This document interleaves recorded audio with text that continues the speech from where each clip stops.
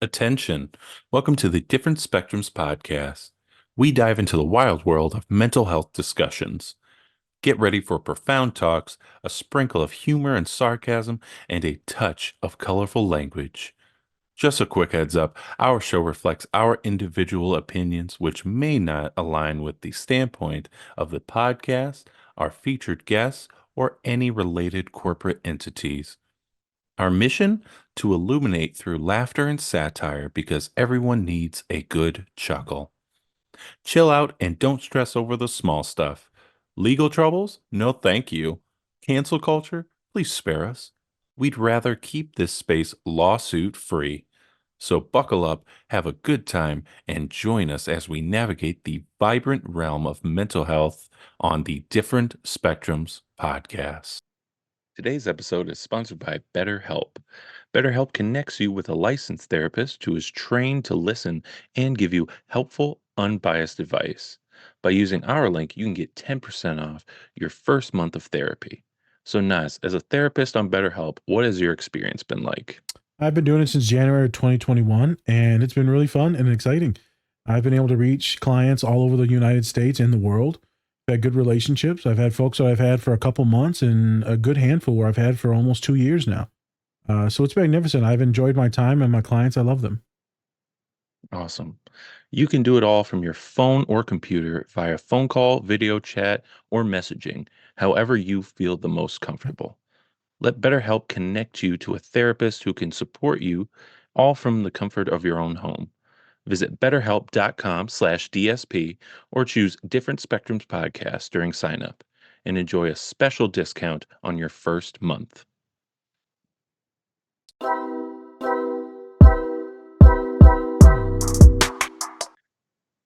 Hey everybody, we back again. I'm already laughing. Oh, hello, Yeah. we back. I'm Spencer, and of course we have our licensed clinical therapist, Naz. Dr. Nas, hello, peeps. I don't like how you go you go laugh and then go serious in like 5 seconds. I can, I can get turned on and off real quick. Yeah, this is the show that's going to be happening today. Remember, don't take us too serious. Or do. That's completely up to you. There we go. Don't forget to rub those likes for us. We'd really appreciate it. So today we have a special guest. She is a real estate advisor, as well as the sister to our lovely co-host here, Nazir. Please welcome Sabrina Burda, BSM and RN. Hey everyone. Keep it innocent because we're going to get into it in a minute. Yeah, it'll get worse. All right. So before we get into it, shout out to Cure Hydration. They have all the hydration packs you ever would want or need in all different variety of flavors. So go check them out. And then also use our code that's in the link down below. Yep, where he's pointing. Yep, there you go. And then you can get I believe 10% off your whole order. Yep. If you order through our code DSP or DSP10. So go do it. Do it. Cure Hydration. Hydrate. Stay alive. All right. So stay alive. Yep. All right. So today we are actually covering a few scenes from the show Only Murders in the Building, starring the great Steve Martin, Martin Short, and Selena Gomez. Yep. Yes, so great. A few things that we're going to be talking about. We're going to talk about whiting out. What that means. What does that mean? How is it different from blacking out? I don't know. We'll find out later in the show if you keep watching. Also, we're going to be talking about behavior modifications. What are those? I don't know. I don't know a lot of things that are happening on this show today, but it's going to be great. And then we're also going to be talking about how to use tools again. How do you use the tools that you've had in your life to kind of cope with your anxiety? Yep. And go moving forward and how that can affect you. Yeah. Anything else, Nas, before we get into the show? We're going to do a deep dive into the origins of the Kama Sutra and the antelope. Let's look that up. Let's look up the antelope. I mean, come on. Yeah, come on. It was Kama Sutra. Yeah. You know. It was I went over there. I thought it was the Mongols, right? Mongolian Empire. Yeah. I could be wrong. I don't fucking I've seen the book. You seen it. All right. Aren't they Indian? It's like this bit. I mean, there's like thousands of positions. No. Well, Thousands.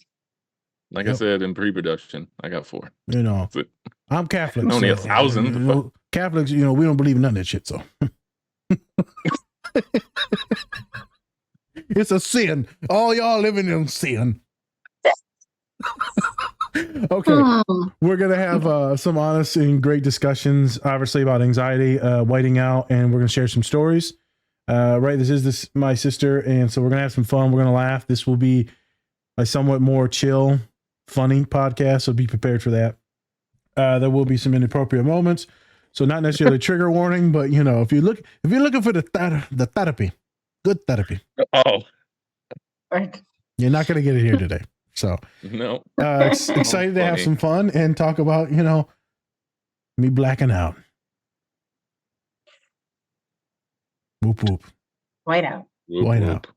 All right, Sabrina, can we get a whoop whoop? Whoop whoop. Hey, energy. Yeah, very enthusiastic. There it was. I like that. Can I get a whoop whoop? For all my fellas in the club, or is it ladies in the club? I don't know. That's what I'm saying. Oh no, I already done. Yeah. Oh, okay. Yeah. Can I get a whoop whoop? It feels faster than it was yesterday. Always been that fast? Always been that fast, Charles. Take it down just a little bit.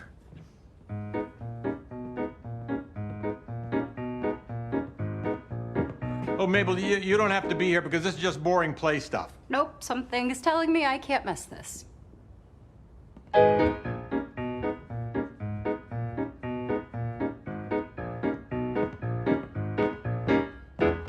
Which of the Pickwick triplets did it? Who of the crew would commit this crime? My little frat, make it loud equals fat. It's a little story for a nursery rhyme. Which of the pig fuck dick one did it? Which of the goddamn fucking shit?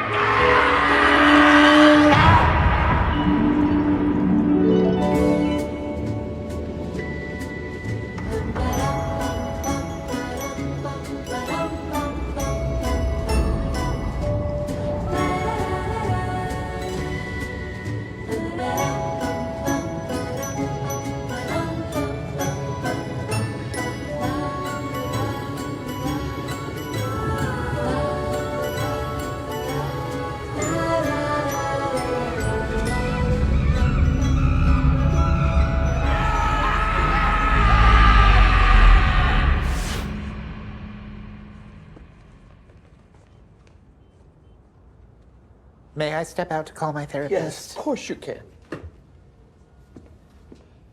I don't know what happened. My mind just went blank, and I crossed over into this other realm. Am I dead? Am I on drugs? Am I dead and on drugs? Bro, you went to the White Room.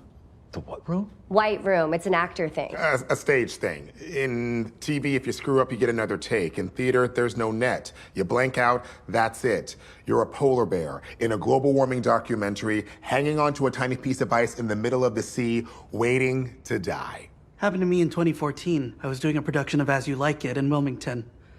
I'll never know exactly what I did on that stage, but there are now pictures of my penis on the internet, and I can only assume that's how they got there. Okay, well, that's, how do I stay out of it? Look, I've dealt with anxiety. Once I went to the White Room and woke up 2 days later at a Papa John's in Yonkers. It's scary. The trick is to find your happy place. Okay, everyone. After what we just witnessed, we need to take 5. Maybe years. Oliver, I want to apologize for lying to you earlier when I asked to step out to call my therapist. I don't actually have a therapist, just my cousin Moses Morse from State Farm, who I call when things go wrong. He helps me. Howard, not now. So I know that we're just recovering from what just happened, and frankly, I'm having a hard time making eye contact with you, Charles. What did I do up here? Too soon! Not ready.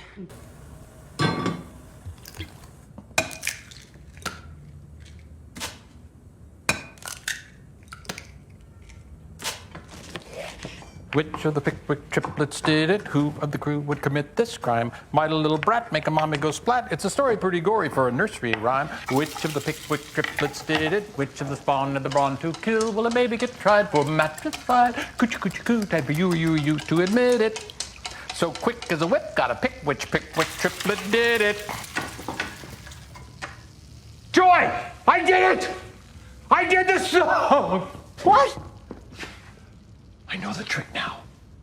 All I have to do is make an omelet. Huh? Yeah, for years I made omelets to relax, and my brain associates that with comfort. I know I'm not mentally healthy, but that's okay because I can sing the song. Charlie, this is no bueno. The omelet was a one-time stress release. You thinking you need the omelet? That's a hard no. Hard no. That is a crutch. Yeah, it's a crutch. That's good, right? Look at me, lover. You have me now. I'm the omelet.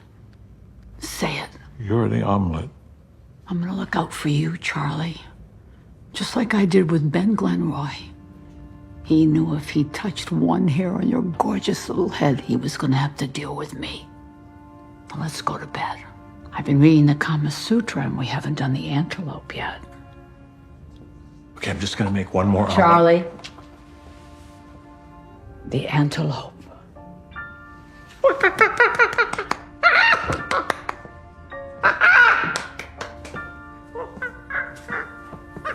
And hit it off with Chopin. It was a little awkward at first, but... Hard to oversell just how disinterested I am in this story. Okay, let's get started. Charles, I cannot wait to see your newly flawless patter song. Whoa! Come, if you will. There we go. Okay. And Charles, remember, these babies are homicidal. Sing. Thank you, Tom.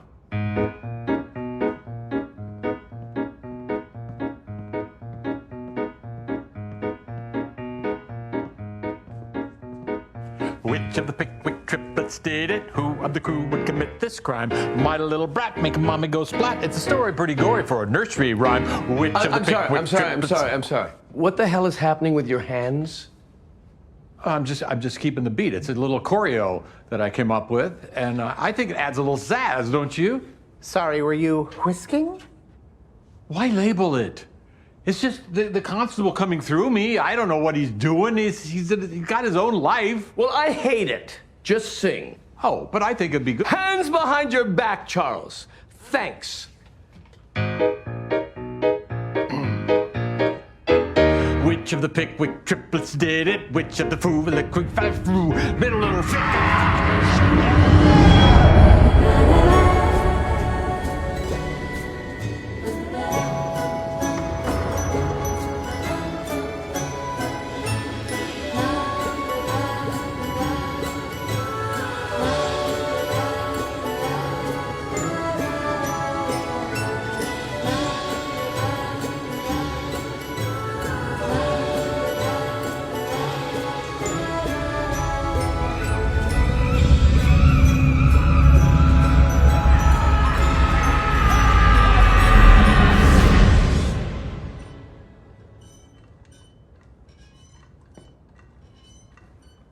Well, my pants are still on, so that's a good sign.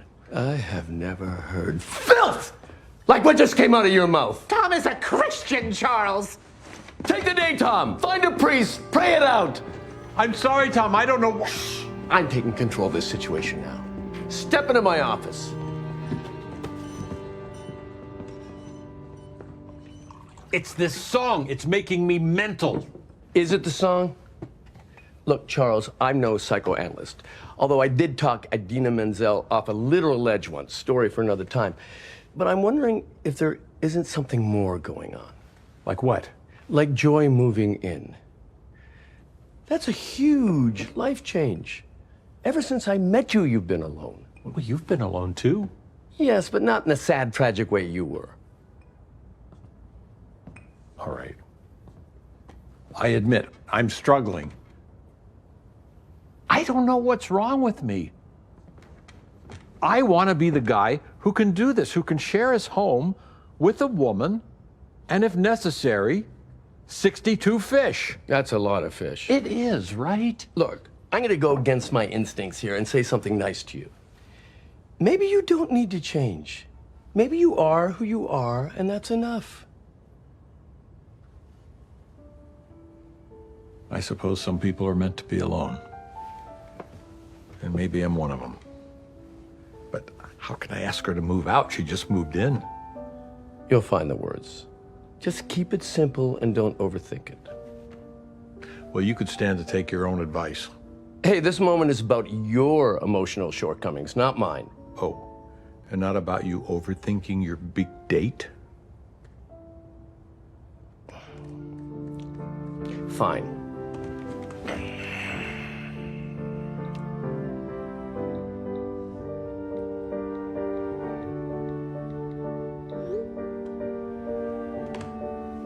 Send. Hey everyone, have you been looking for something to help you when you feel extra fidgety? How about when you have a sensory overload? Well, I'm here to introduce you to the Oh No Fidget Roller. It helps me regulate and also feel at ease. The Oh No Roller comes in 5 different materials, including plastic, aluminum, steel, titanium, and silicone. You can use our code DSP10 to get 10% off your order when you visit onoroller.com and get your roll on. She can read. And we're back again. Sorry.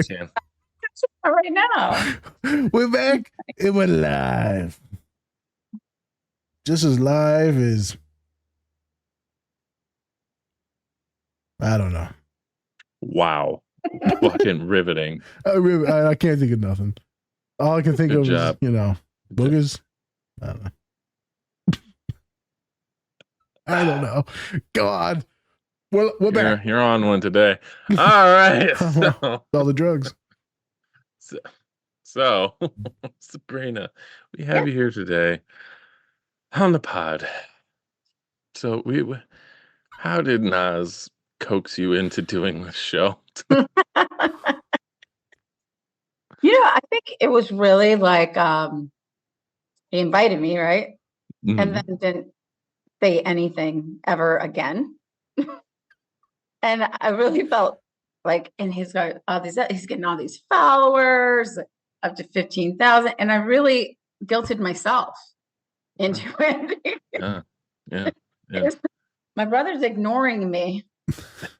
No, I'm not talking to you again unless you come on the show. On the show, then you still don't talk to her.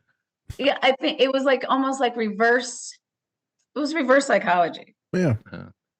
It really was. It was like, you know what? She's not really a sister unless she participates, and I'm not going to really reach out to her again. And I knew he wasn't. He wasn't.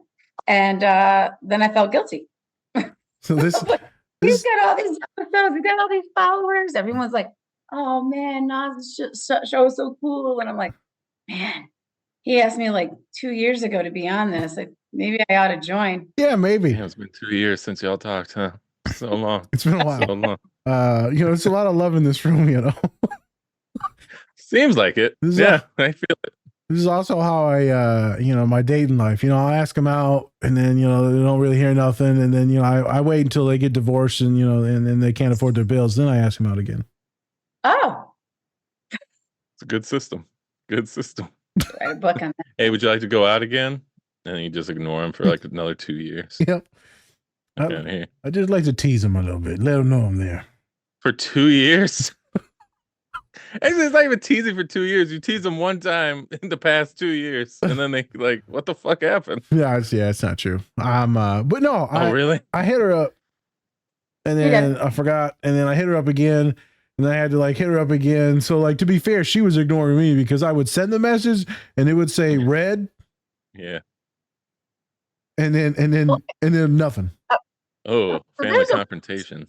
So there's a problem with that whole read thing because it's assuming that someone's actually read it, even though they probably looked at it and not really read it. And then they forget, like me, then I forget that's even there.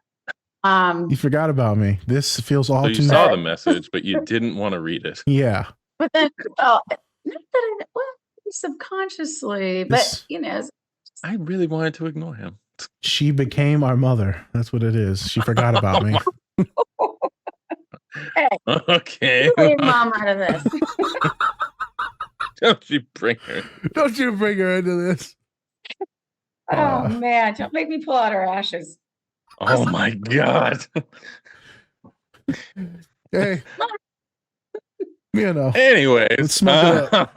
After that, so you're a registered nurse to BSN.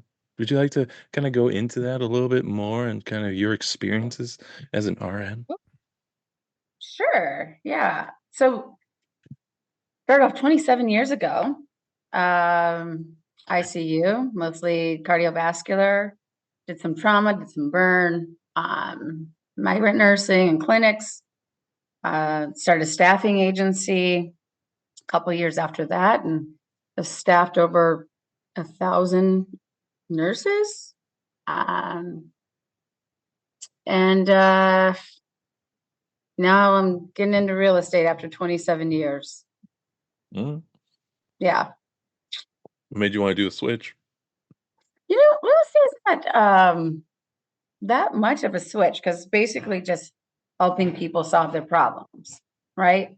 Right. And I really see that my niche is working with the geriatric population, just like with ICU. I was mostly the geriatrics. So also one other important thing is I saw real estate as maybe a means to generating true wealth, which is hard to do if you're a foreigner. Okay. Yeah. Yeah. Fair Yeah. enough. Fair enough. So Sabrina, yeah, I do. I love it. Pardon me? So you know, you're a nurse. I got this rash I need you to look at. It's right on my tush. Is it reoccurring? Look, only when he wants it to be. But only after certain people. Is it reoccurring? It's in the shape of Texas. It's I'm not pretty gonna big. lie. I'm not gonna lie. It's the whole ass. It's just red. Why is your whole ass red? It's a baboon. Oh my. Yeah, we've got some long needles like this. Don't get them excited now. Medicines that we inject with long needles, they're super, like pretty long. Yeah, I'll just start taking a shower more we can often. take care of that for you. We can do that. I'll just start showering more often. There you go. Yeah, instead of once a year, fucking twice a year. There I'll you put go. some Windex on it. Usually the blue stuff didn't help. What the fuck? Windex or Tussin. Sabrina, I got questions. Yes. So you got all these children. I got several children. You got children, right? And so they're all doing different things, right? And so where are they getting that intelligence from? Because where do they get that from? That is funny. So is that the assumption? Is that the assumption? I won't make no assumptions. No, he's not calling you a dumbass. No, he would never do that. He'd never say that. They did let me into University of Michigan, by the way. We're not going to speak to the fact that I was out a year and a half later, but I did get in. Hey, she did. You got in there. She got in. Didn't stay, but you got in. in. You're invited, but you left. I knew the fight song really well. Hail to the victor's belly. Wait, I did come home my first Christmas, went home to mom's house, and I'm like, Mom, this is how you do it. And I took a quarter and rolled it off my nose onto the kitchen counter, into the coffee mug. Coffee, by the way, coffee mug. So this is early in the morning. And she said, this is what I'm paying for. Oh, I know. University of Michigan people. I know she Go was Wolverines. Needless to say, I didn't stay there long. Go Wolverines. Oh, blue. Hey, but small little pivot here. Yeah. So, right, she had her interesting times in Michigan, which led to her, dismissal. And so, but then she recovered, still got highly educated. I had my interesting time, right, and university was dismissed as well for multiple different things. And then, of course, they call me Dr. Zerka now. Her son also had issues and was dismissed from university and then got a chemistry degree, a law degree, and then specialization at one of the biggest universities in America. There you go. And so I was teasing her about this intelligence thing, but our family's highly intelligent. But we grew up in a weird kind of situations, and so maybe our behaviors weren't the best. Maybe we didn't know on how to study or to do things a certain way. All of us got undiagnosed ADHD, plus a shit ton of trauma. And so the ability to regulate, to make choices, to finally be free from certain oppressive things, you kind of lose your shit. And then you get in trouble and you recover. So that takes a certain amount of intelligence and willpower and resiliency to do that in our family. So I thought that was cool to tease you about, but then also to be like, holy shit, look at what we've done. And no matter how much we may tease you or how much you may feel weird about things, all your children are like healthy and doing well. So does it really matter what happened in the past? Because everything ended up doing pretty good. And that's also what people preach to my father. He could be sad about something, but then they're like, look at your children.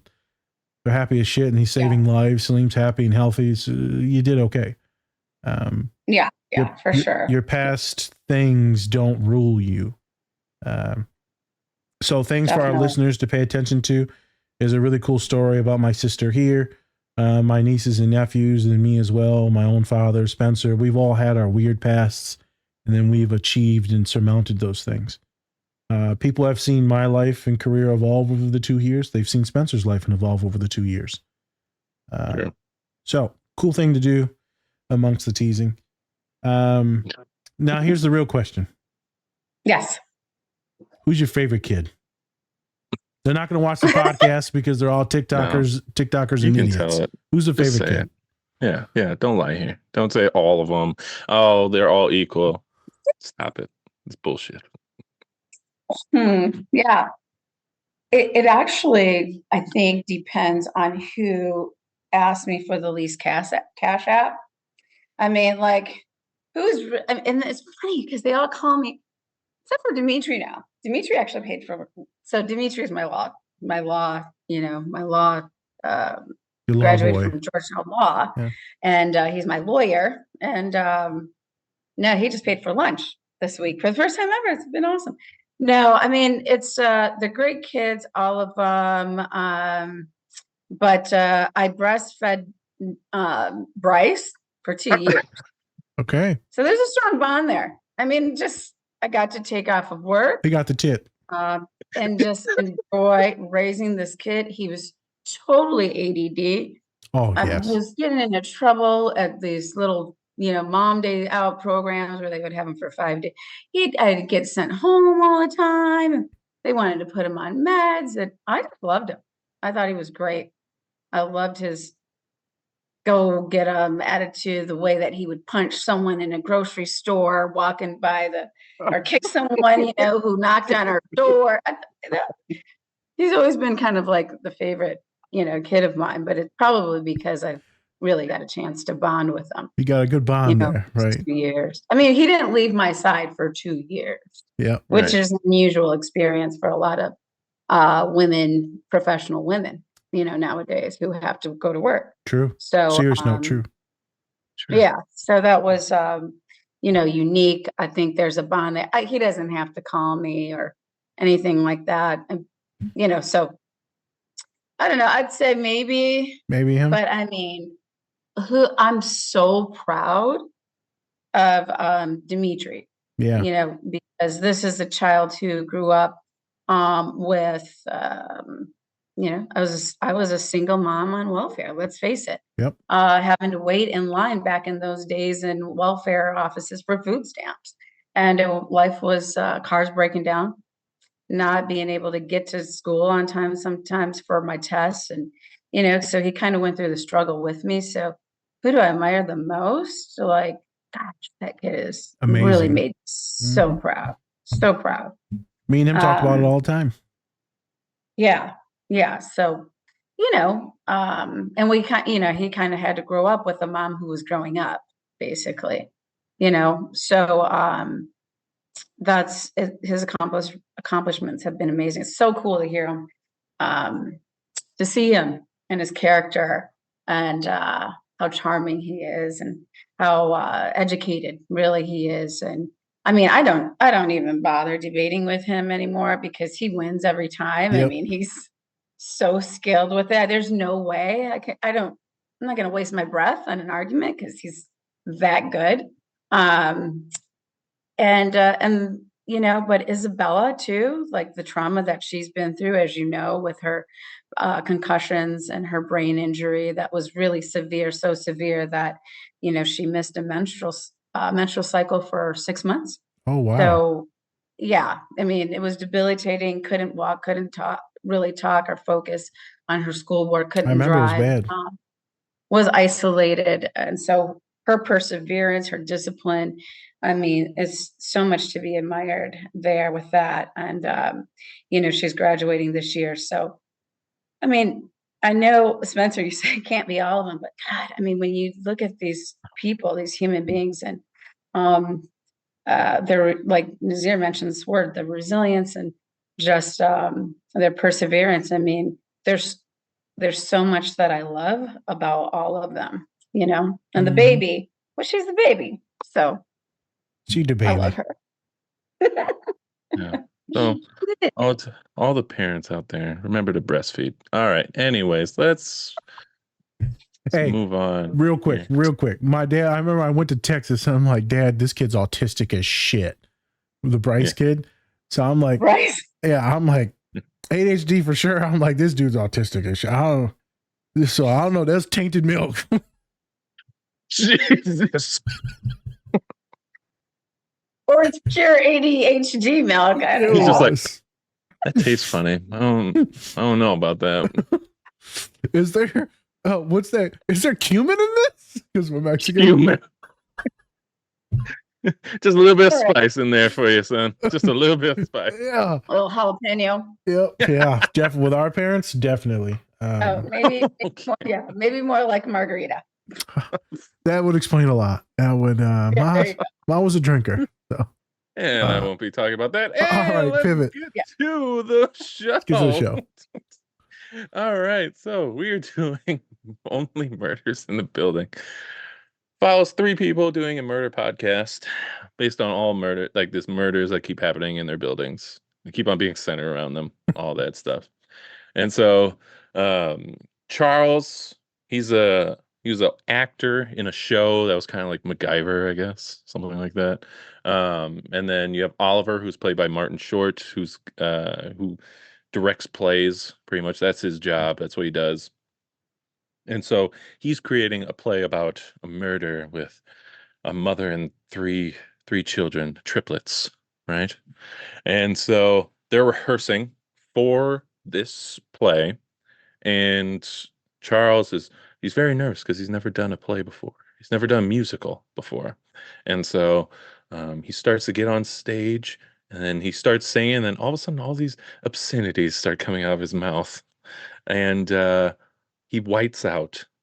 Not blackout, not brownout, whiteout. And to kind of explain it, they actually say like this isn't a real thing, where he goes into this white room, right? Where actors kind of lose sight of reality during a performance because you're just so riddled with like anxiety, with things you have to remember and all this stuff. And all of a sudden you just go into this room and you can't really control what you say or do. And so that's where we see Charles coming in and just being pantsless. No pants on. Who hasn't blacked out with their pants off? Hey, you know what? We've all been out on a Friday. Jesus. I just saw Sabrina look up in the air. She thought about it. She's like, Huh. You just got out of church. You just got out of church, girl. Shut up. Yeah. Still got Jesus' blood in you and body. All right. Let's not go there. All right. He's still there. Hey. Anyways. That was a blackout. That was a blackout. That was a blackout. All right, sure. Okay. Not a whiteout. Nothing white about that situation. All right. Anyways, let's.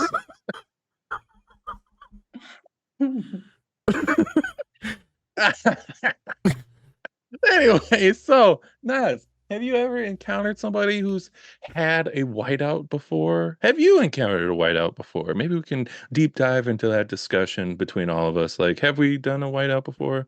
But first, I kind of want you to answer. Have you ever dealt with like a client or anything like that that's actually had a whiteout before instead of a blackout?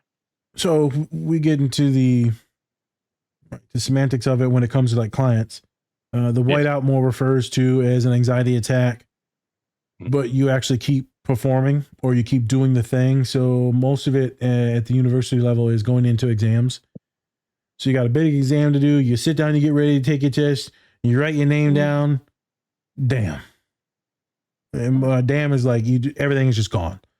And so I've heard the whiteout before, but only when I got to the university level, when students say it's just white, they don't see anything. And they're trying to recall the formulas or the sets.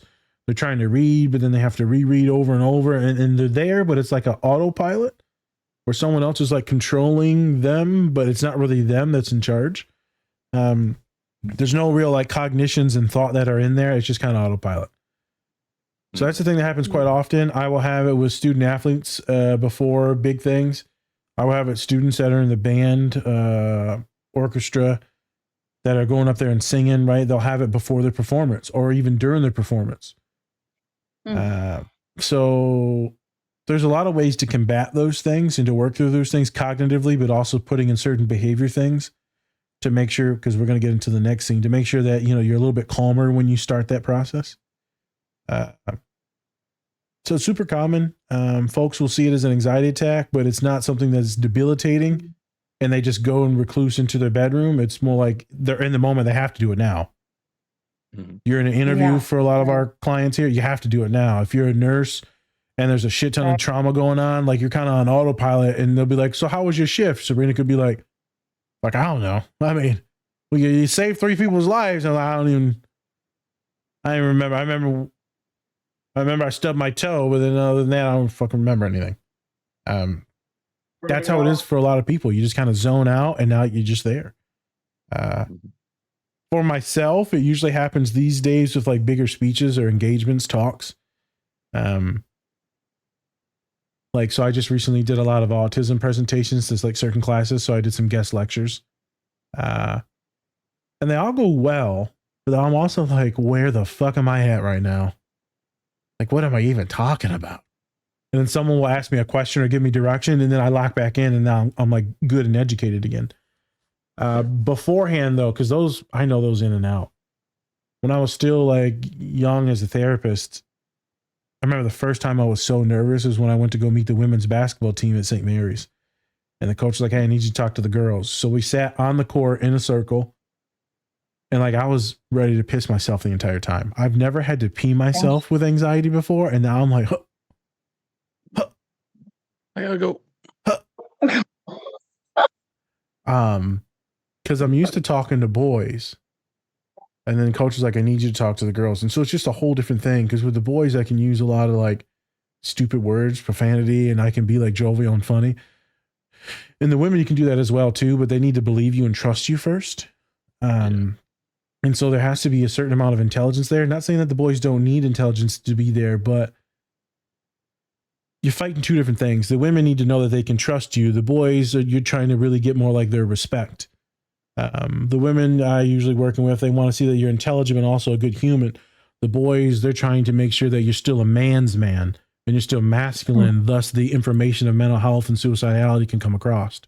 So I'm acting a little bit more goofier with the boys. The women, I'm making sure that I present as a good man that can help them, because a lot of the men that they know in their lives have been a little shitty, been a little bad. And there's still the masculinity issues, doesn't matter what gender, with mental health. And so I was freaking out, dude. I ain't gonna lie, I fucking whited out. I have no fucking clue what happened. Coach is like, you did good. I'm gonna send 3 of them to you. I'm like, huh? What? Well, to me or to the white lady that's my zucchini. I don't know. Understand. And next thing you know, I'm seeing like probably 30% of all the sports team on campus, majority of them women athletes. Then I'm doing talks to the whole university in freshman classes. And I remember my dad was in the crowd for like one of them. And I was like, I got no fucking clue what I just said up there. He's like, you did good. And people were laughing. I'm not gonna lie. I'm just up there shit talking. Like I have PowerPoints and presentations and bullet marks.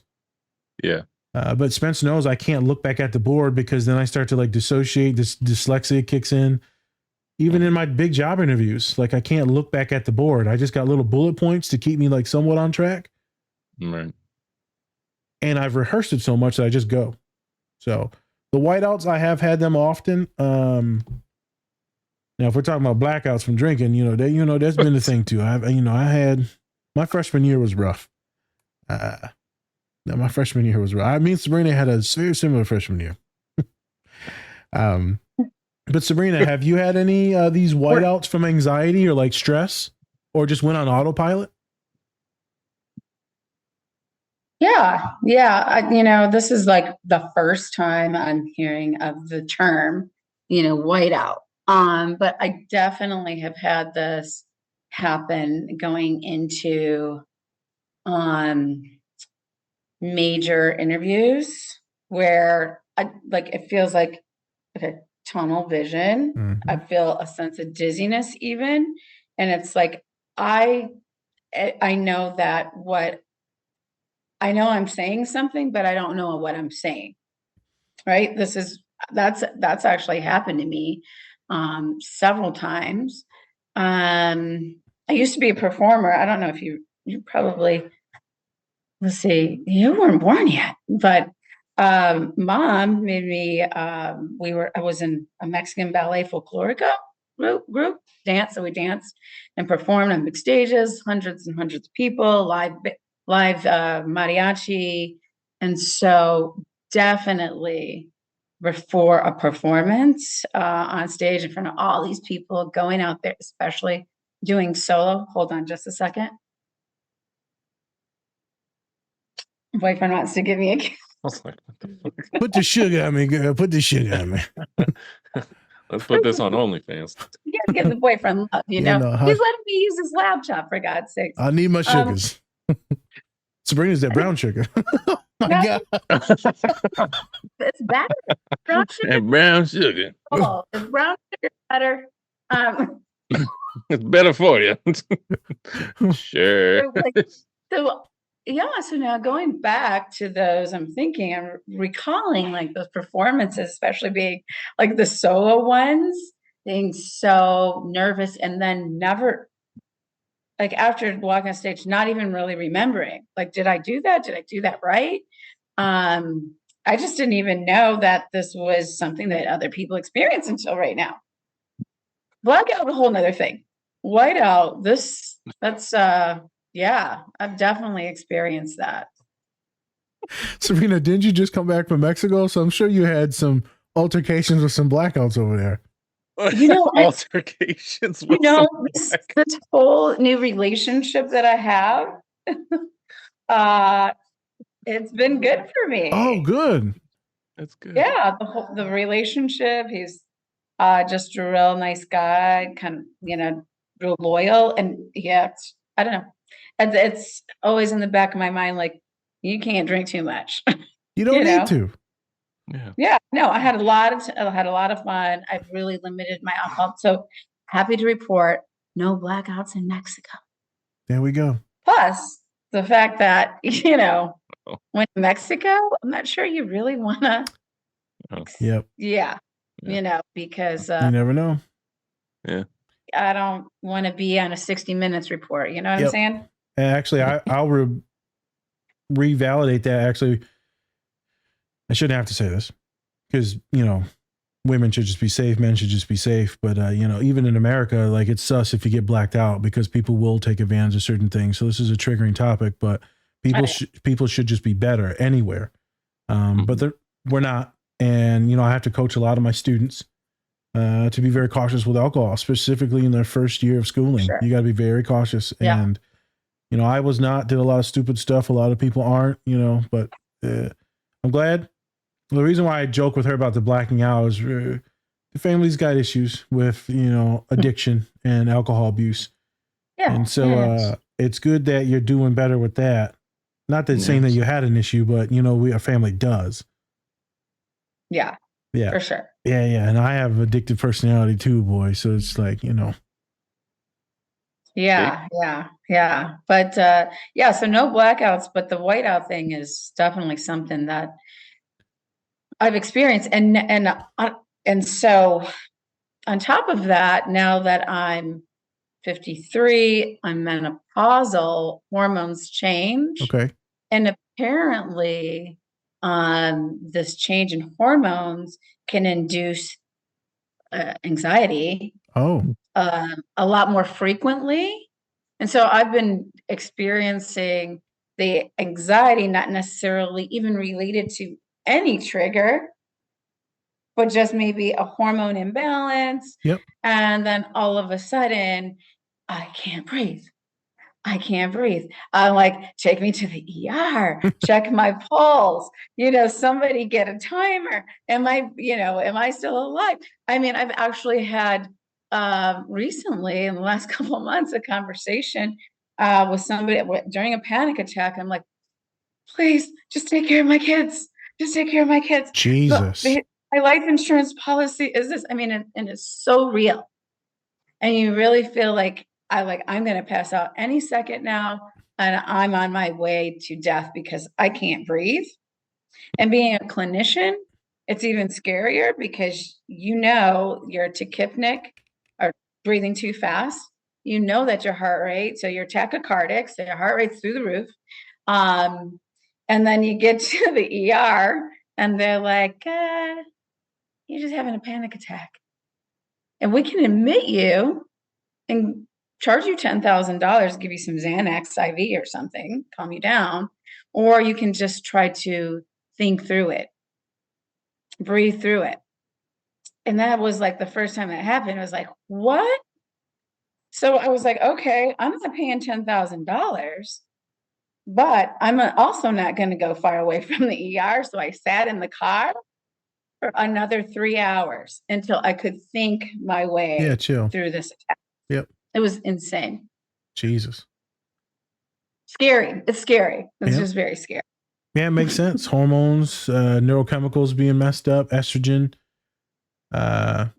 Yes. Yep. And then your main vagus nerve just freaking out because of everything, and the serotonin's being messed up. So yeah, it's going to mess you up for sure.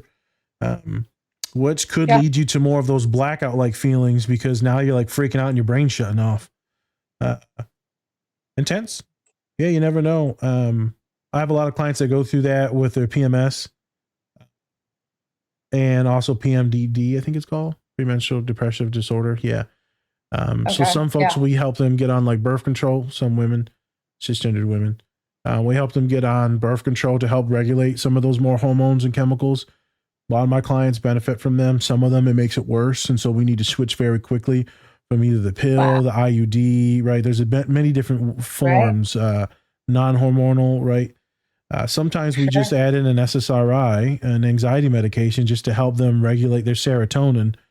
And maybe they don't need to go on birth control. So there's a lot of different things on how hormones can mess things up for sure. Yeah.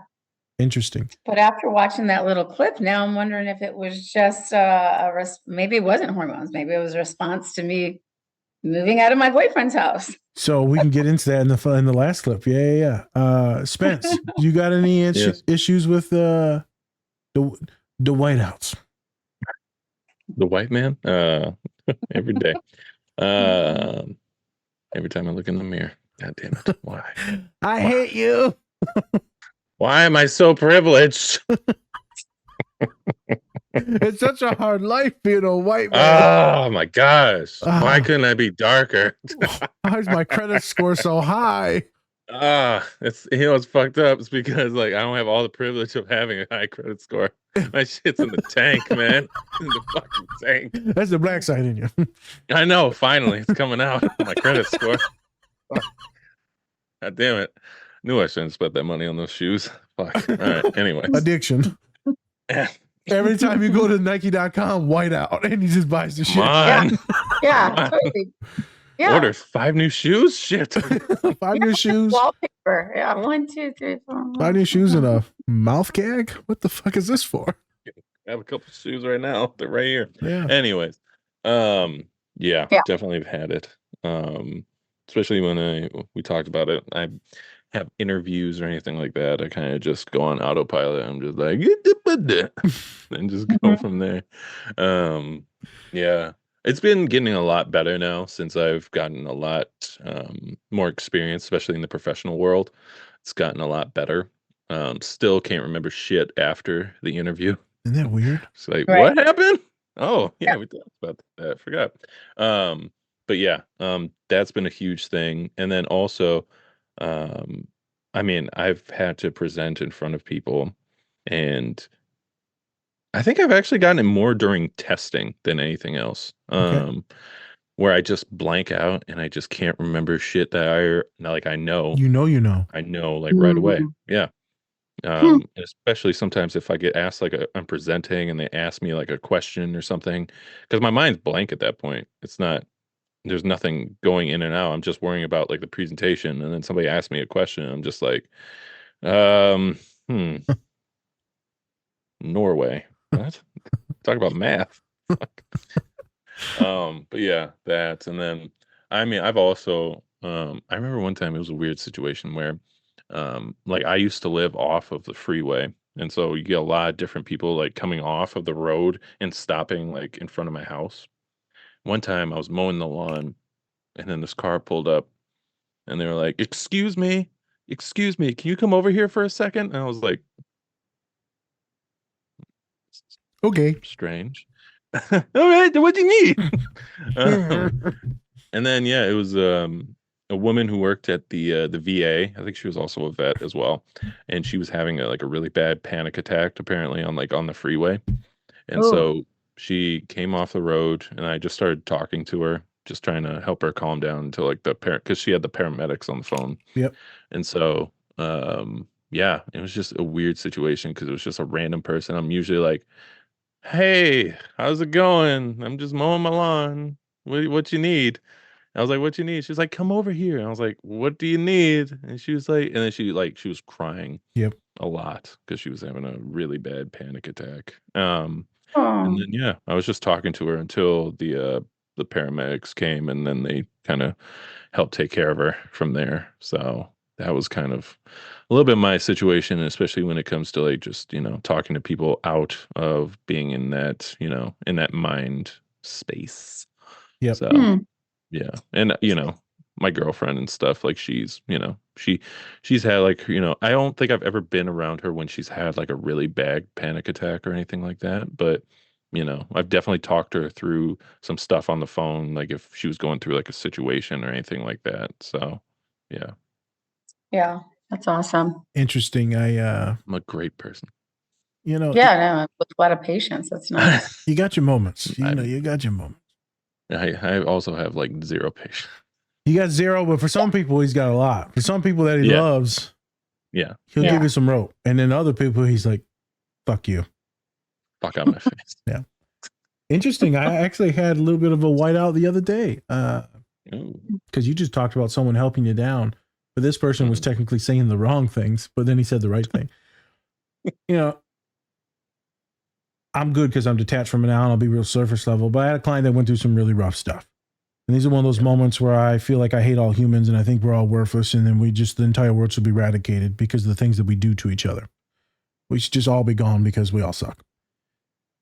So in that moment, I'm really angry, and I'm looking at the client and like just coursing blood, not at them, angry about the situation that they're going through and what people do. And like I'm stewing. Because protective. I'm very, very, very, very protective of the students that I love and I've been working with for years and years and years.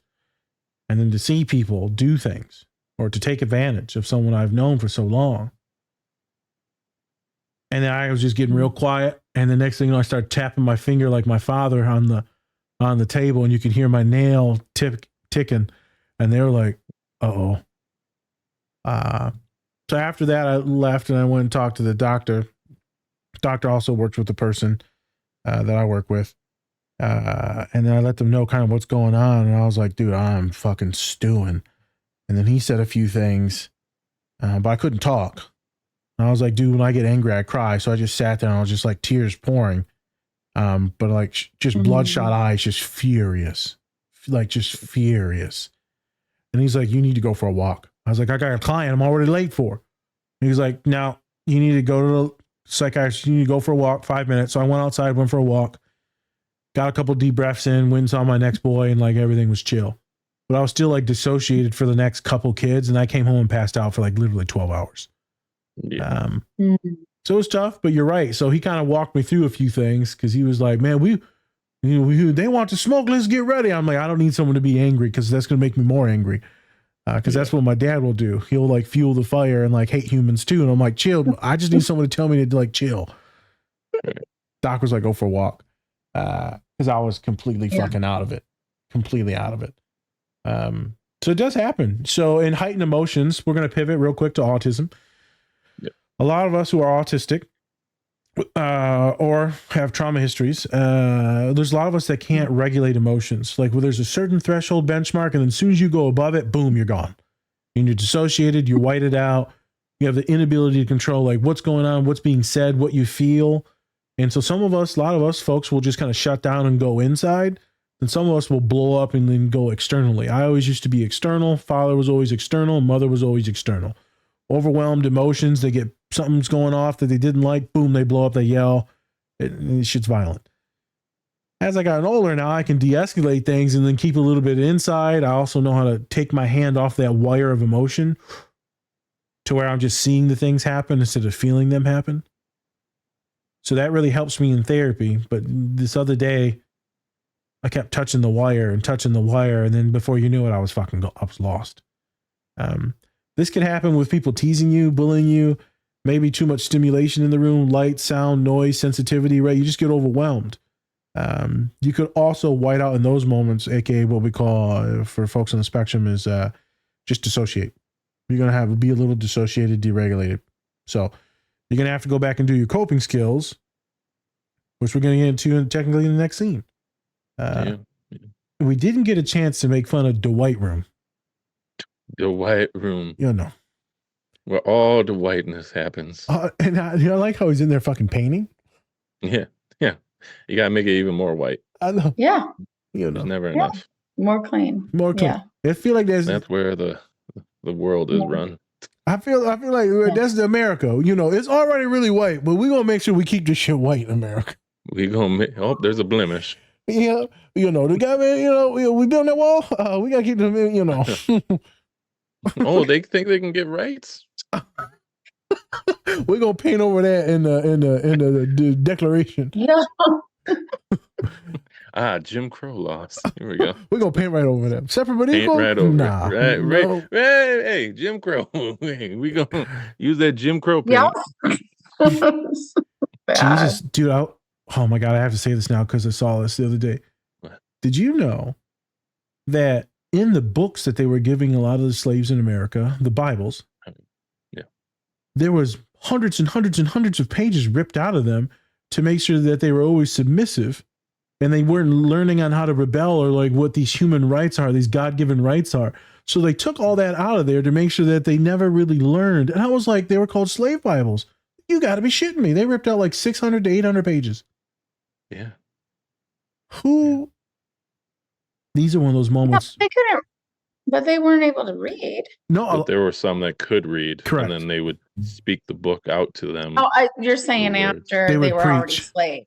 They were. Yeah, they were. Because you have a few slaves that actually could read because they were taught by to read. Because they also wanted that. I was envisioning like right off the boat they were given. Oh no. Titles and like that's. No. This was way later on. Yeah, this is when they wanted to make everyone Christian and Hispanics and Aztecans Christian, natives Christian. Yeah. So they would give them a certain Bible, an indoctrination Bible. So it was just interesting. Random thing me and a student were talking about at the Latin Center the other day. All right. Can we go back to the White Room? Go ahead. So with the White Room, when Steve Martin was, painting and, making it more white, I've actually, what I associated that with was just, and I've been experiencing this lately, like I cannot move on. I'm like stuck with, cleanliness. Like everything has to be off the counter. Everything has to be out of the way. Everything has to be in its place before I can even begin the task of like, it could be just doing invoicing. Yeah. Nothing to do, but like my space has to be completely, and this is a new phenomenon over the last year.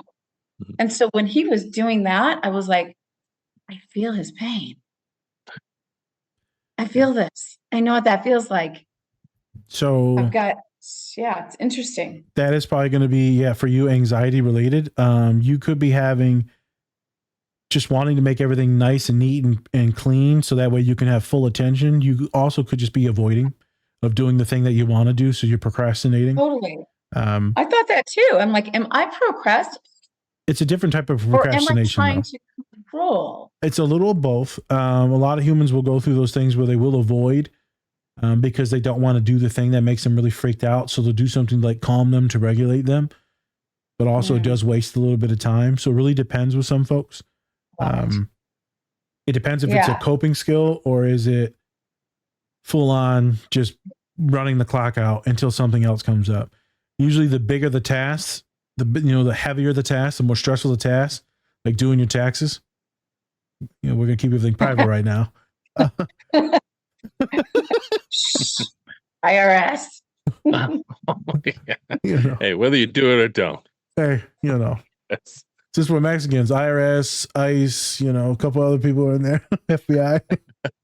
Your Honor, it sounded the same. Ghostbusters, Just got my passport, Nas. You just got your passport?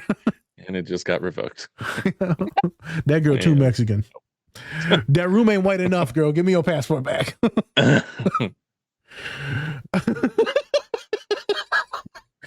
But you're right. Very correct thing, Sabrina. So that second scene, what are we doing in that second scene, Spence? Yes. So as we've seen with Charles before in the first season, he likes to make omelets, right? Likes to make them. Makes them for his stepdaughter? Yeah. I think it's stepdaughter, if I remember correctly. Makes him for his stepdaughter. That's like one of the things that he does to kind of relax himself, even though like his stepdaughter isn't in his life as much. He still makes the omelets technically for her and then throws them away.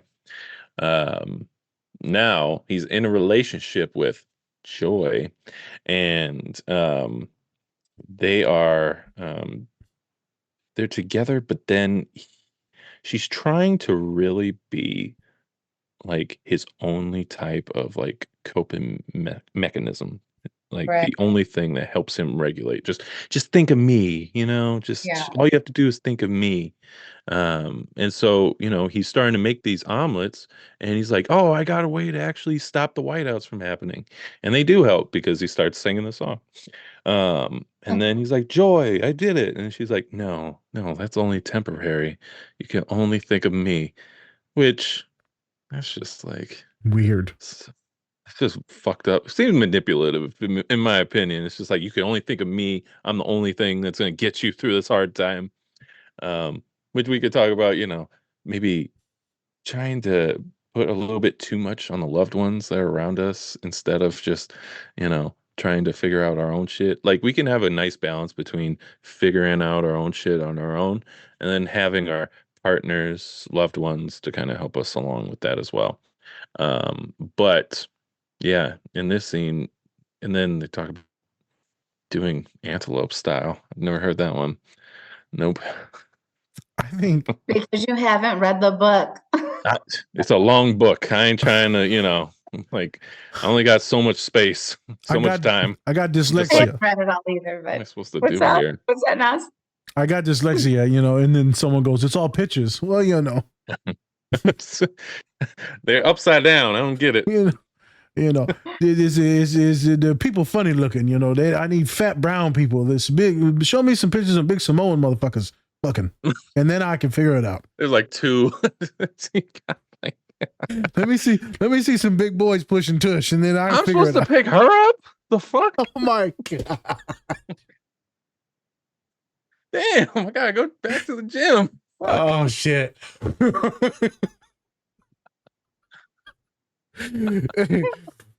Sometimes I want someone to pick me up. I like to be held. Take me away. I want to be a little spoon. Oh, You know what I'm thinking? I want to just be held. Just can't get your arm around. Just I want you just just rub my chest and my acne. Besides the point, I think it's really funny that she's like, don't worry about the eggs. That's not the best coping skill. It's only a one-time thing. Just come over here to this coochie. There you go. Right. Yeah. It's the same thing, you asshole. Yeah, I know. I'm just like, you said that, but I'm also like, that is so weird. Maybe she was trying to just distract him with sex, which is fine. Well, also with this relationship, it is because this is like his first time in a long time being in like a real thing. Long-term, Yep. a real relationship. And so he's also panicking a little bit about that as well. Yep. And he sees how she kind of is and isn't a big fan of how she has like a big ass fish tank of fish. Yep. And like has all these other little things that he's kind of like, I don't know. And then she's kind of impeding on his space as well. So there's a bunch of little things that are in there too, because he's always lived alone. And now he has somebody else coming into his life, bringing their stuff, bringing their baggage, all that. So.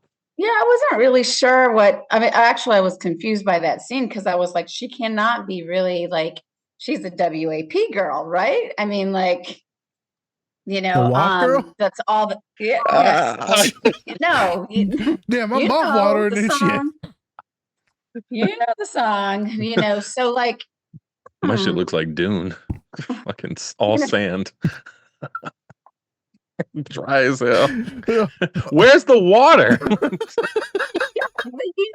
You don't need anything else except for. I was like, is that what it really was? So I was confused. I'm glad you clarified, because I wasn't sure how to interpret that scene. Yep. But she's definitely, just come get some of this WAP, and that's all you need. Yes. So I'm a big fan of Esther Perel, who is, like a relationship counselor. Okay. Out of New York. She studied abroad. She's written many books. She's studied relationships in I don't know how many 40 different countries. Okay. And the one thing that I love that she says is this, this whole idea of a soulmate, and like Spencer said, and you being everything to that one person is just too much damn pressure. No. Right? It's just too much pressure. And really, it's a romantic ideal. It's an ideal, that's brought out of romanticism, which is basically, like probably the number one reason why relationships fail, because we're so based on romanticism. Yep. And you should be everything for me, my soulmate, my best friend, my Jesus, my God, my mama, my daddy, my everything. Right. So like, that's just way too much. Way too I much. need you to be my man, I'm like, I have friends. I've got he has risen again. Pastor. I've got all these other people to help support, me. I don't need you to be everything. No. That was very well said. Yeah. I've been working with a lot of clients over the years, but even now, and they're like, Nas, he meets all the check boxes. Perfect, funny, educated. We got all these similarities. Everything's magnificent. But I'm scared I'm either going to fuck it up or I'm not like fully into them. Those are usually the two things when they find like this perfect person. And as I am not a woman, but as a lot of my women are getting older, Spencer's like, hey, no, maybe. I mean, apparently people on Instagram that you DM, they mostly think I'm a woman. So I get invited to women like cruises and shit just because I'm nice and friendly. Dudes aren't friendly on Instagram. So they're like, Nas, you want to come to this cruise? And then girl. And then they'll be like, it's only a women's retreat. And I'm like, I'm not a woman. Oh. Ladies only. Hey. She's like, you can't go. I was like, okay. Margaritas. Beside the point. Yes. Sorry. Is there is this time clock, right? A lot of my women, they want to get married. They're ending their, they're getting into their 30s. It's time to have babies now. It's a lot of pressure. And they always tell me, if not now, when? If not now, this perfect human, then who else? Well, I'm fucked. If not this person, I'm only going to get older. The time's running. I need to settle down. I need to buy a house. And so it's just a lot of pressure. And I've been telling students recently, I'm like, you got to take the pressure off, dude, because you're going to completely fuck this relationship up. And it's a perfect human. You both love each other, but there's so much pressure to make this work because of your past traumas that this is not going to, this is not good.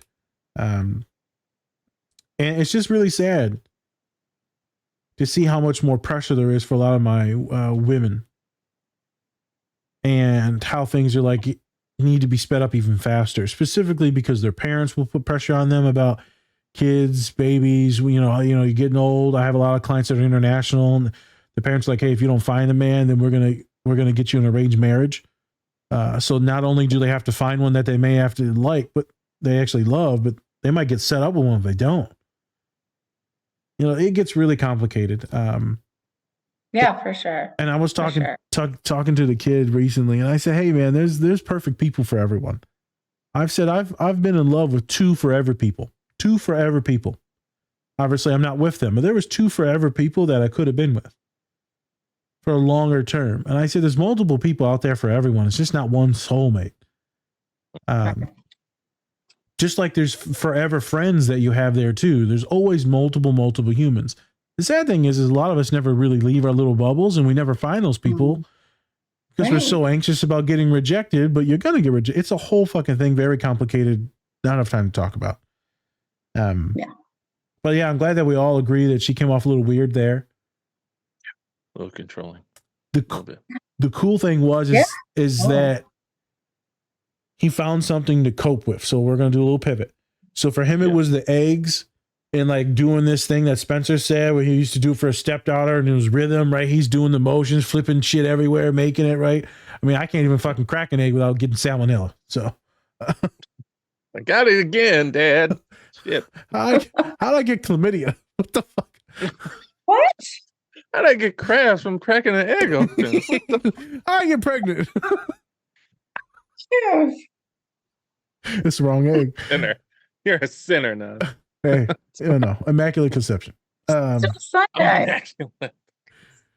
So we all have coping skills. Sabrina, do you know what yours are? Because we don't really have to go into ours because we're always on the podcast talking about them. Do you have any go-tos that make you feel good? Right now it's cleaning a little bit. Yeah. Is there any other things? Well, yeah. I mean, actually, I think it's music. So I'll put on a certain station, and right now it's country. And it's Old Dominion. It's actually Old Dominion, and they kind of play on, Alexa kind of plays the same songs, and the first 4 or 5 songs are always the same, it seems like. And that kind of helps me even, I feel like I can even pull away from cleaning and focus on what I need to do. That again, just a new thing that just kind of seemed to work. Before that, it used to be take a run. Okay. Right. Yep. So get outside, put on some ear pods or not, and then take a walk or a run. And I really like walking in neighborhoods that have lots of trees, can hear birds or not, but the scenery is kind of important for me. Yep. And so so that I know like always makes me feel good, and I can come back and do what I need to do. For sure. Refocus, so to speak. So Spencer, you see, she got all that Mexican heritage, and she just keeps trying to plaster over with that the white room. I like country now. That white man really got to you, didn't he? Hey, I can't. Now what? Let's how all of the cowboys.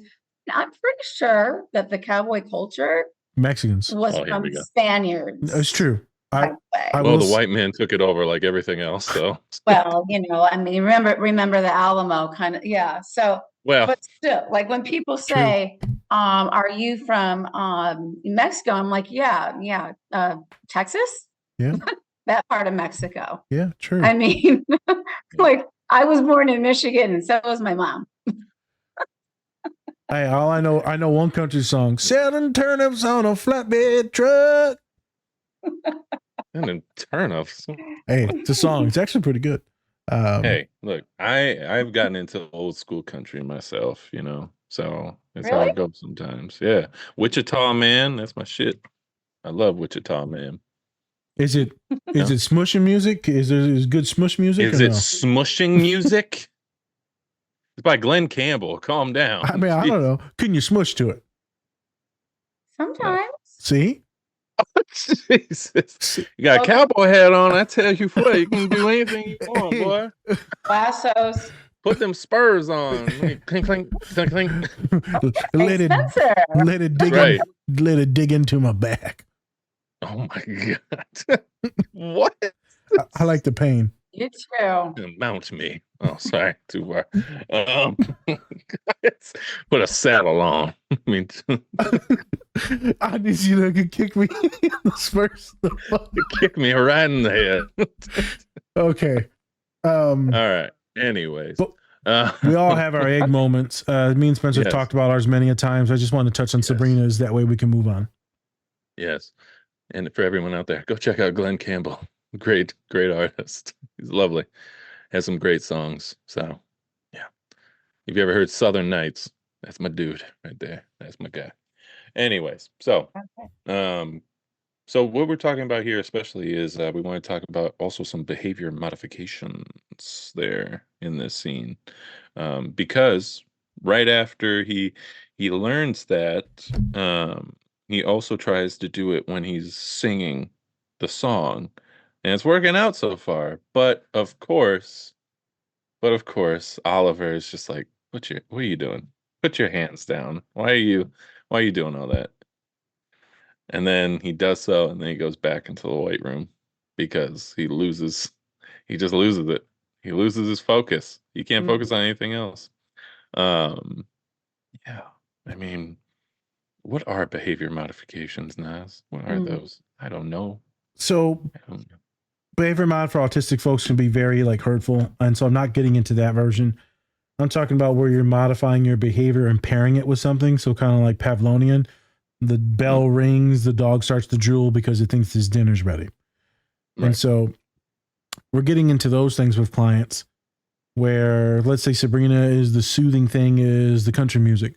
So then you would start playing the country music right before you get to do your work. And so you play the country music, you do your work. You play the country music, you do your work. You play the country music, you do your work. I'm getting repetitive, but then you pull the country music away, and now you pull out your work, and you should already kind of be a little bit calmer. You play the country music, and then maybe you're calmer for like a meeting that you're getting ready to go into, or a presentation, you're getting ready to ask someone out on a date. You're getting ready as an autistic person or neurotypical to have any social interaction period. So you do that soothing thing beforehand, and then you should be calmer afterwards. If you pair the two, right, then it tends to be very magnificent. So I will pair a visualization with a lot of clients. So I'll have them do a meditation and just a visual. And then maybe we'll do that, the breathing, and then we continue to get them calm with that visual. And then we start to pair a physical touch or scent to the visual and the deep breathing. So then we do the touch. So one of my clients, it was just a little touch on the knee, just a little touch from the mother, like, hey, baby, everything's going to be fine. So I would teach clients to either say a verbal command or a touch. And then now they don't even have to do the visual deep breathing. That touch or verbal command immediately makes them calm. So you're slowly pairing things. So with him, it was the eggs and the verbal stuff. As we know, if you sing music, it helps you regulate even quicker than just listening to music. So the singing and the actual acting out of the eggs made him calm because it made him get out of his brain and just do his thing. So for me, a lot of the times, right, it is my father's voice that I hear in the back of my head. Like, we got this. It'll be fine. You'll figure it out. Whether it's my shit or my client's stuff. the last few days, right, even after I was emotional with one individual, I just fucked up. But I said, I have full faith in you to figure it out because you figured everything else out before, and I'll be in your corner and we'll figure it out. So just so they don't get too far into like sympathy and misery, we know that you can figure this out and you will. Mm-hmm. Well, that's my dad's voice being in there. So then I'm trying to implant that into others so that way when shit hits the fan, they hear my voice. You keep coming back to my therapy. I always end on the same couple things. That way you always hear my voice. It's me gassing you up at the end. So there's ways to pair things, Spencer. Mm-hmm. It's like me and you for the podcast. We have a certain like ritual of things. And so now it's kind of like autopilot. So we're not as anxious or weirded out. There's a good flow. But before I would forget to hit record, we would just forget so much shit. But now it's become so modified and so methodical that we just go on autopilot. Yeah. Things get paired together. So for folks, they can try to maybe find those things that help them relax, implement that more and more in those situations that should help them calm down. So that way, as soon as they get into the situation, they're good. So Sabrina, do you know any of the terms of the song? Like any of the songs that you like? Is there a certain like little phrase or like, what do they call it, Spence? Oh yeah. Yeah, that chorus. Yeah. Do you have any certain like little notes that you remember that stuck in your brain? Oh yeah. So there's one song by Old Dominion. It's like, I don't want to be a oh shoot. Now I'm forgetting. White out. Negro. Don't want to be a Negro. No, thank you. I don't want to be a one man. I don't want to be a one man band. Oh. I don't want to be a one man band. That's I good. don't want to be a Rolling Stone alone getting. I know the song. Yeah. Now I want to look it up. Can someone look it up? You got a guy to look it up? Spencer can look it up. Fucking, I don't even know what song that is. Old Dominion. It's Old Dominion. The song is I don't want to be a one man band. I don't know the name of it, but it's fine. But that's the chorus. And he says, I don't want to be a Rolling Stone alone. It's just really cute about, this guy who's in a band and he, wants the girl, right, to be in his band with him. And it's all figurative. Relationship. Right? Yeah, right. It's figurative, but still, he's just saying, I want you to be with me. I do know that chord and I love to sing that. So, and the funny thing is I'm in a relationship, but I still relate so much to it because I was just not in a relationship, right? I mean, you can always relate to stuff even if you're, in a relationship. Sure. So you would sing that. You would just sing some of the chorus or like you would hum it and that should actually help you relax in almost every situation because it's one of your comfort songs. Oh, I see. So, okay. So like this is really nerdy, but like Spencer knows that in Fortnite, there's a lot of they call emotes where you can like dance.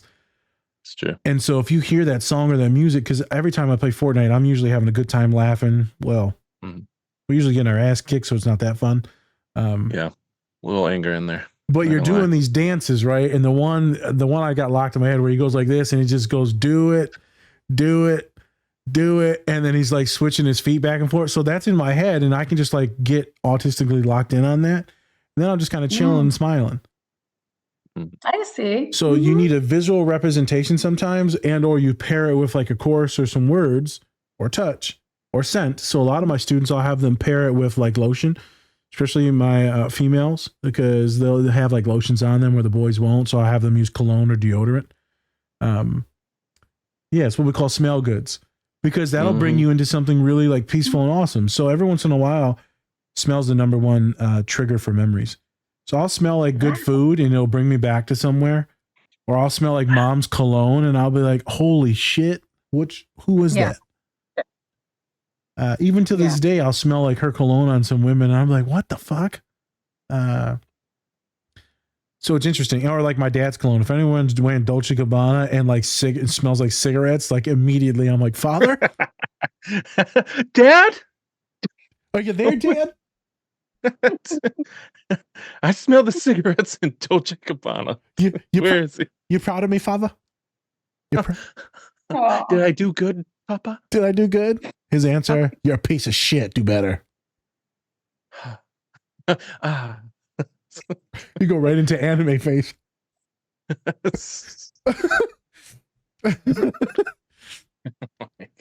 He saves.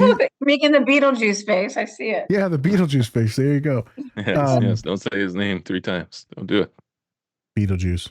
That's the 3rd time. We don't want somebody in here that crazy. The hell? So that behavior mod thing or pairing is like a wonderful thing that as therapists use, like in therapy. You can use it in yoga, meditation, right? Soon as someone probably rolls out their yoga mat, they're already getting calm. Soon as they probably drive to go to the yoga classes, they're probably getting ready to get like relaxed. They take that first deep breath, boom, they're relaxed, right? They do that savasana, they're breathing at the very end on their back, the starfish, they're relaxed. There's certain ways that you can trigger these really good, feel good emotions without doing a super long thing. Now, as we pivot, Spencer brought up, she's moving, Martin Short, right? That's his name, right? The director. He's like, so what the fuck is going on? Something's going on. Yep.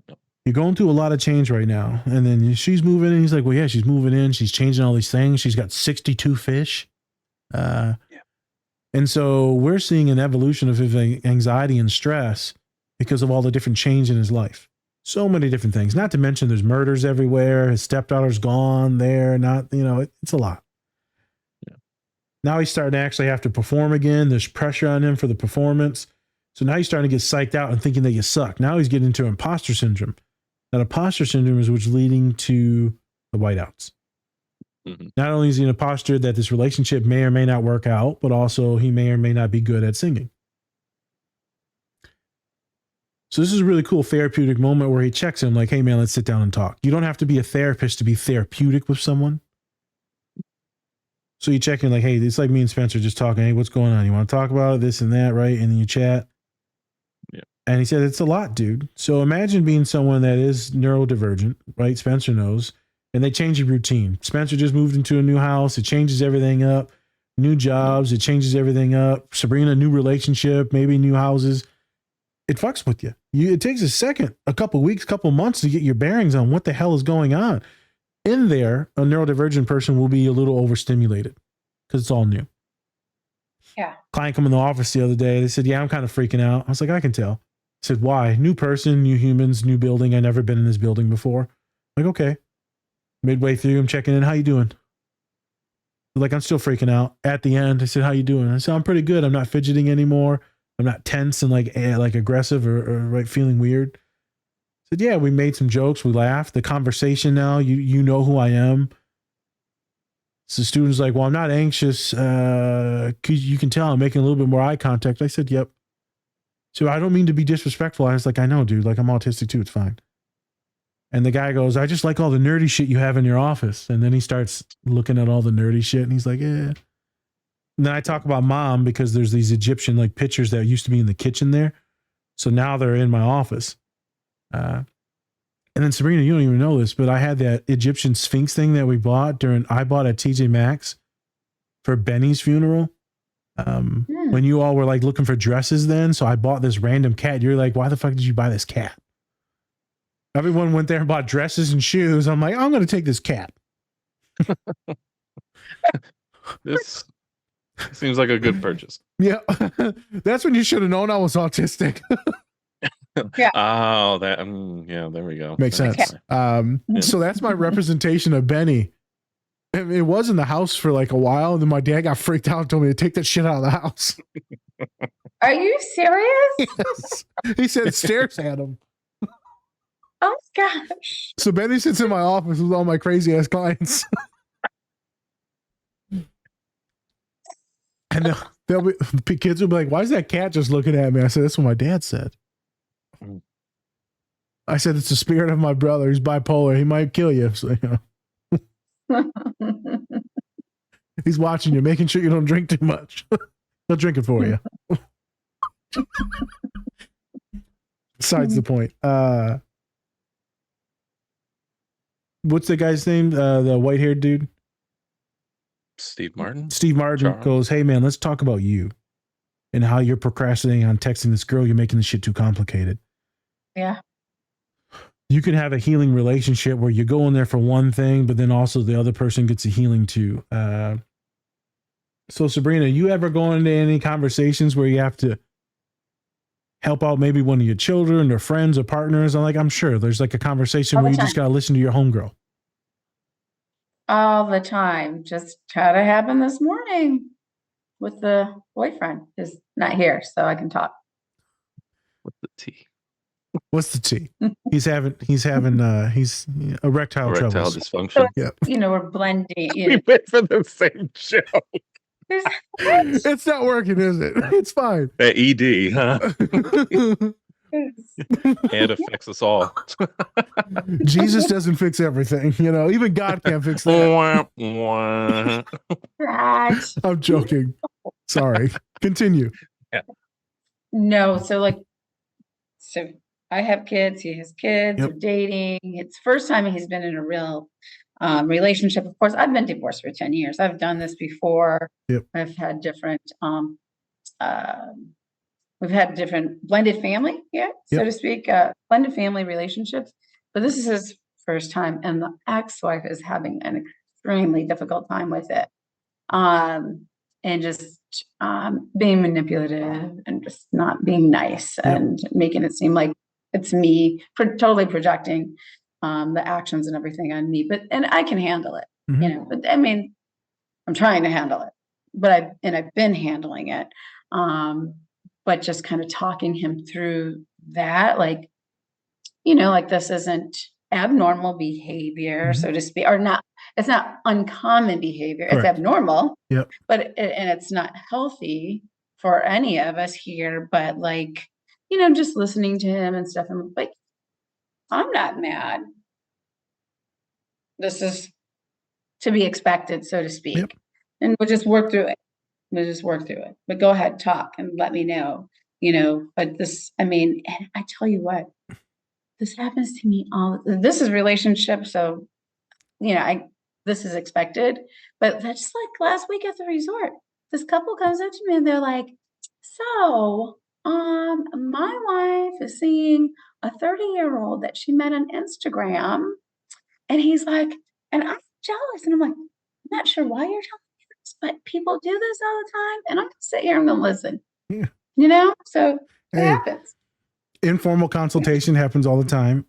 Sabrina, I would advise you and him to make sure that you and him make sure you moderate your behavior, tone of voice, and to always be in control of your emotions. So that way they're the one that may be acting out, but not you two. Oh yeah. I have full faith in you to do that, but also him as well. You just everything very articulate, calm, professional. Yeah. Because that way, if it's them, then it's them. And if we're being honest, right? You successful woman, independent mom, gorgeous young human, and so she might be a white woman. They don't age the best. Jesus, they age like milk. I'm just saying. I'd be intimidated. And so that's think about it though. Anytime anyone, whenever you break up, you're always like, man, I hope they get someone that's ugly as shit. Always. That's so funny because I just told him this yesterday. I said, the number one thing I wanted to make sure that my ex-husband never did was date somebody prettier than me. That's what. Jesus. Hey, let's be honest. That's a real thing. So I'm not. That's not full crazy. No, it's a real thing. It definitely is. Yeah. I don't give a fuck. I really don't. I don't care what car she drives. Is she prettier? For me, I'm like, I hope he's a fucking drug dealer. I hope he gets caught. I hope they get pregnant and he doesn't afford the baby. Oh my god. Yeah. I'm not a good person, Spencer. No. I'm not a good person. Just to lay that out there. Yeah. Not a good person. I hope he cheats on her. I said it's probably difficult, really difficult, being her right now, because she probably expected that it would be some other suburban, woman who's maybe younger, really busy with their kids and can't keep up with themselves. I was there, I was one of those people. And, that's what, these neighborhoods are full of. and I just happened to move here, and so and the funny thing is, I'm being totally empathetic to her too. Yep. So like, went to the kids' game, and all the moms, of course, I'm a social butterfly, you know me. I can get along with anybody. So like, and the moms were like, come sit with us, come sit with us. And I just thought that would just be putting it too much in her face. Yeah. That's too much. Maybe too much. Yep. I don't want to cause that much trauma. I'm not trying to be mean here. I'm just trying to blend into this new unit, this new, family, and slowly ease into it, because I know it can't happen too fast. I mean, I would love for it to happen fast. Don't get me wrong. But it's just not human nature, and I don't want it all to blow up in my face. So a good person will do what you're doing, where you're being considerate of like other people's thoughts, emotions, feelings. Also, it's like trauma informed, making sure you're doing well by them, but also your partner, because if you do okay by her, then it makes it easier on him. The relationships are complicated. They're so complicated, and that's complicated for a person that's neurotypical. Well, Sabrina's not neurotypical. Let's be clear on that. But what does that mean? Either ADHD or autistic. I don't know if you're autistic, but you're for sure ADHD. Welcome to the club. For sure. Yeah. Hey, I mean, if mom breastfeeds you, from what dad said, she couldn't. But if she did, that's tainted milk. Oh my God. Why is it brown? I think when I cried, she probably gave me whiskey. I'm fully believe that's true. Oh my God. I have no idea how we're like functioning adults. I'm not saying we're the best functioning, but like, it's, as I always tell everyone, I know no matter what, that my mother did the best with what she had, with her intelligence, emotions, and all of it, and trauma. But it took me until way after for me to be like understanding of that. Because during it, you hate parents, you hate everything, they hate me, and then you realize as you get older, everyone's just doing their best. And maybe their best isn't always good, but their best is their best. 100%. I mean, that's a conclusion that I came to a long time ago too. And, the power of forgiveness and the power of gratitude. Yep. Like, God damn. When I found out about this anxious, obsessive personality, this attachment style, I was like, that's me. Holy moly. Yeah. And that's some way I was raised. 100%. Like, this is crazy. This is crazy. Like, how do I get over this? I need to do it fast. I can't wait to see Bryce. Next time I see Bryce, I'm like, you want any milk? Oh my God. Oh my God. Oh, Hey, Bryce, come here.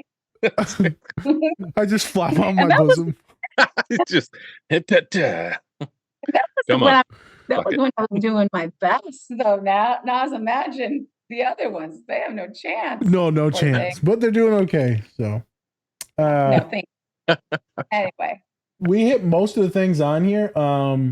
Where everyone could be getting a healing, even therapists get a healing from their clients, because we're all on a healing journey.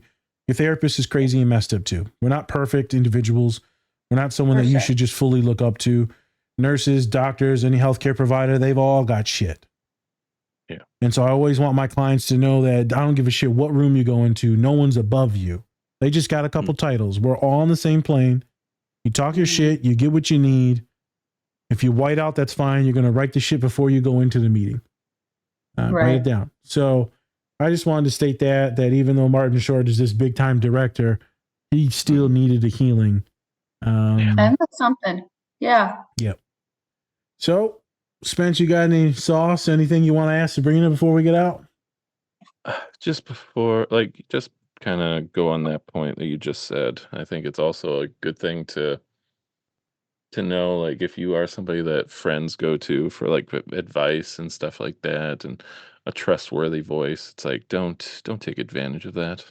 Make sure that you're also, checking on yourself and checking yourself in general, because a lot of people get a big head with that, and they think that they know everything and that they're like therapists themselves, and it's just like, no, you're not. So check yourself before you wreck yourself. So know that it's a privilege and don't take advantage of it. But then also, which my therapist friends have told me in the last couple of days, Naz, you need to do something for yourself. And so I did. Yeah. So yeah, you're right. Don't get a big head. Know it's a privilege. And then also, if you need to like take time because someone's burning you out, then you need to set a boundary so that way you can take time. Good shit. Yeah. Yes. Yeah, Should for have been sure. a therapist. Yeah, Sabrina. I mean, was Nas as ugly a child as I think he was, or am I? Nazir. Was he a beautiful baby? Was he? Oh, Yeah, beautiful. Was. beautiful baby. Like Just the grew into that. way. He had a lot of curly hair. He Aw. was so cute. These Where big did old eyes. He was a beautiful, beautiful, beautiful boy. Just like he is now. Right? Right? Yeah, he is a beautiful boy. Look at that. Ladies. Look at that. He's Wow. out there. Come on. It's all the ladies. But boy, what a hellion. What a hellion. Oh, I was a piece of shit. Mean, oh, he was something else. One of my Oh, here we go. most vivid, let's say, Oh, most that's vivid good. memories, because as a young mom, here's the Dimitri, the one who's an attorney now. And he's just his little bouncer in the living room. The family just bouncing up and down, all happy. It's actually a bouncing swing. So happy. And then Nazir kind of like, just, looking at him. And you're wondering, what's Nazir going to do? This little turd, the shit, just like full force, runs through the living room, pushes Dimitri. Why? What did you do that? The swing goes swinging, and he takes off, and he's in full speed, like takes off. You can't catch Nazir. Yeah, the little 3-year-old at the time. He's just a couple years older than Dimitri, but I mean, and everyone knew it. You just have to watch out for him. I was coming to get you. You had to be ready. You get attention. Don't let your guard down. Hey, Okay, good advice. I was bullying a 7-year-old last night, so I mean, I'm still, were. still a piece of shit. Can't play Fortnite with you. You serious? Yeah, I'm super serious. I told the kid, "You The suck." malnourished one. I told you suck so bad. You don't get any of the good guns. You only carry the health packs and the vitamins. I gave you carry a gray gun? Nope. No, the kid was like 7-year-olds. He was 7-year-old. His dad shouldn't have had him up till 3:30 a.m. playing. So That's true. yeah. That's also true. That's not a great parenting. Yeah, I am. Yeah. Sabrina, I tease my clients so bad in therapy. It is intense. It is You have to get intense. another therapist Yeah. to talk about their therapist. The awesome thing is, it's kind of sad, but it's magnificent. Spencer knows this. Everyone that listens to this podcast knows this. Where I get group therapy and I run it, and I always tell the clients and students, if I'm your first therapist or group therapist, never assume that I am the norm. You will be let down because it will never be like this ever again. And so a lot of my kids are dropping out of my other group therapy because it's not me. One of them emailed me and wanted to like talk to me like, hey dude, but this is weird. Like, it's like, stay in it, dude. Just stay in it. Just stay in it. But now they're all dropping out and they're going to come back to me individually. And I like to keep things where it's healthy and therapeutic. I'm friendly. It feels like a friend, but I'm friendly, not your friend. I'm pushing you. We're doing real emotions, but I allow my humanity and my soul, my family, my culture, my father to all be in there at the same time, right? I'm not just going to be like, oh, that's hard for you. Yeah. Like the student knows it's fucking hard for them. That's why they're in therapy. Yeah. So the teasing and the swearing, it all works. Only thing I ever brag about in life is my ability to therapize a kid. I think I'm one of the best therapists like walk. I could do some shit very quickly. Sabrina, you're sociable and you're personal. Dad is, right? We're all talkers and smoozers. Now imagine me with a doctorate. Yeah. Imagine my father's brain and swag and con man ways. And then my mom's fucking resiliency and bullying and con man woman ways. And then you put a doctor in education on it. I can talk some shit. Yeah, for sure. You know how good it is to use my powers for like good though? No, that's amazing. I get to use my powers for good. It's not even about money. It's not about making money. I get to do it to make sure students don't kill themselves. Yeah, for sure. to make sure that no one ever hurts them or abuses them ever again. Yeah. To make sure if a dude in the workplace ever looks or says anything stupid to them, that they check their asses right there, that they demand their raises. I fucking ended up being lucky as shit. I tell you that. Lucky as shit. I love it. Yeah. That's good. That's good to see the side of you too, because, we get so busy in our lives and, don't check up, on each other as often as maybe we should. But, It happens. Yeah, totally. I see Yeah. that, kind of like a normal American life. When you move away, you're living in different states, but definitely very proud of you. And I can feel, I guess maybe your intrinsic happiness and your worth coming, that you definitely know that you're making a difference. And that's got to feel real good. Oh, real good. Oh, Spence, you should have seen this comment that we got on Instagram the other day. I'll screenshot and send it to you. Shit made me cry. It was really good. It's really good to get good ones. Yeah. So we ain't got a shit one in a while, but we got a few good ones recently. We got one on TikTok that was like 4 pages long. Not gonna kid you. I blocked them because I was like, I'm not reading all this shit and replying to you. Was it on one of our gay posts? It was on when we were talking about white people. And they kept on being like, this is racist against white people. Whatever. Well, deal with it, you motherfucker. Anyways. Thank you. But most of them are positive. I mean, you can't please everyone. No, you can't please 50-50. Yeah. I can't even please my dates. Suggest the antelope. Oh, you ain't picking them up. Anyways, let's not the fist. Oh my god. See, you got caught up in it. I like to put That's what happens. Hey, yeah, literally. Don't do it. Caught in it. Don't fucking do it. What do they call? Does a boy have a thing instead of a WAP? Do you just call it a wet booty? A wet booty. We need to end. Yeah. End. What do gay couples call it? Yeah. Oh my god. Anyways, thank you, Sabrina, for coming out to the show. Thank you so much. Appreciate it. Thank you. Yes. Would you like to tell anybody about your socials? I don't know. She doesn't really have socials. Do you have anything to plug? Anything? Or business company? Yeah. Soon. I'll get back with you when I do. But yeah, we've got some. I do got some cool developments going on with real estate, and soon to have all those social media outlets under a pretty cool tagline, so to speak. It's going to be. I'm looking forward to it. Okay, Texas. Right. So look out for that, Texans, as well as the many other things that you have going on there. Anyways, thank you for joining us. Once again, go check out Cure Hydration packs for people that want to stay hydrated. It's for your soul and for your WAP.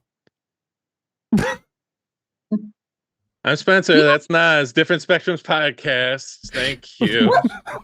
Nope. Cut the mic. Registered nurse. Goodbye, everyone. Take care. Most Americans are dehydrated. This might be a good thing. See? Good thing. I mean, it's true. We drink too much coffee. Heat's too high. Cut the episode. Just cut it. It's off.